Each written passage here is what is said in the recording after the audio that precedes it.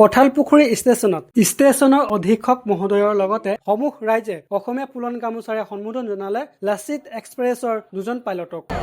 আজি আমাৰ মনটো বহুত ভাল লাগিছে।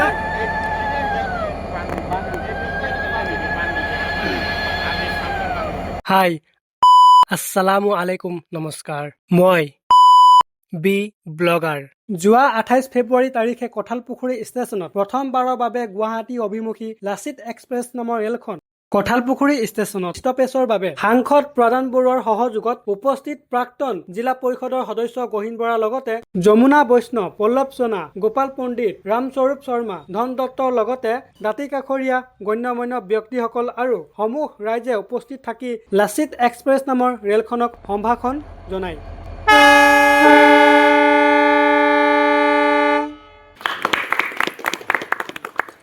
ষ্টেচনৰ অধীক্ষক মহোদয়ে আমাৰ মাধ্যমৰ যোগেদি সকলো ৰাইজক ধন্যবাদৰ লগতে ৰেল যাত্ৰীসকললৈ কিছু মন্তব্য আগবঢ়ালে। जो भी कुछ है हिंदी बोल सकते हैं। जो कुछ है इनके प्रयास से, आप लोग के सहयोग से विशेष यही कहना चाहेंगे कि जितना से जितना मोबाइल में ही टिकट को कीजिए ताकि कठालपुखुरी स्टेशन का नाम हो।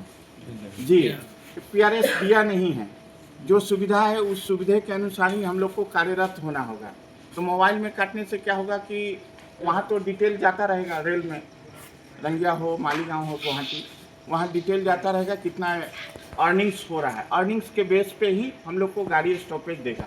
मेन यही बात है और बाकी आप लोग का सहयोग बना रहे। हम चाहेंगे कि स्टेशन को आप लोग सपोर्ट करें ताकि मैं आगे और आगे ले जाऊँ। और मेरा इच्छा है इन लोगों से, जैसा कि इच्छा भी जाहिर किए हैं कि आने वाले समय में हम कामरूप और चेन्नई का भी डिमांड करेंगे आप लोग के माध्यम से। बस सिस्टम में हमें सहयोग कीजिए, आप लोग का आशीर्वाद बना रहे, बड़े छोटे सभी का और माता बहनों का भी। आमार निडेड आसिल जो प्रयोजन आसिल हेतु आमार तारলৈ লক্ষ্য ৰাখি আমাৰ সাংসদ মহোদয়ে আমাক যিটো ষ্টপেজ কৰি দিলে লাচিত এক্সপ্ৰেছ গাড়ীখনৰ, তাৰ বাবে তেওঁক আমি ধন্যবাদ জ্ঞাপন কৰিছোঁ। লগতে আমি এটা কথা চিন্তা কৰোঁ যে যিটো আমাৰ তিনিচুকীয়া নাহৰলগুন গাড়ীখন সেইখনো অতি সোনকালে আমি পাম বুলি আশা কৰিছোঁ।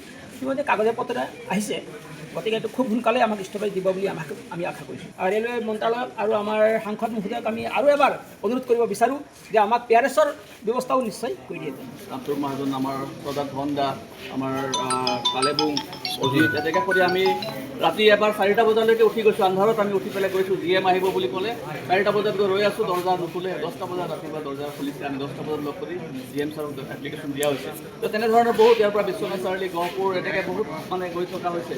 আৰু গৈ বহুত কষ্টৰ কৰাৰ পিছত আমি লাগি আছোঁ। ফাইনেলি আমাৰ আজি 2-3 দিনমান আগত হয়, আপুনি অপেনিং কৰি দিলে মানে ন? অঁ, বহুত ধন্যবাদ।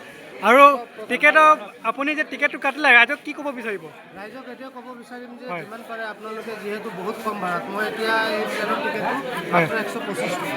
হয়, আমাৰ মুকম চেলেকৰ পৰা গুৱাহাটী অভিমুখী যিটো ট্ৰেইন আছে, সেই ট্ৰেইনটোৰ আজি কঠালপুখুৰী ষ্টেচনৰ পৰা কামাখ্যালৈকে মাত্ৰ 125 টকা ধুনীয়াকৈ যাবৰ কাৰণে টিকেট এটা কাটি লৈছে।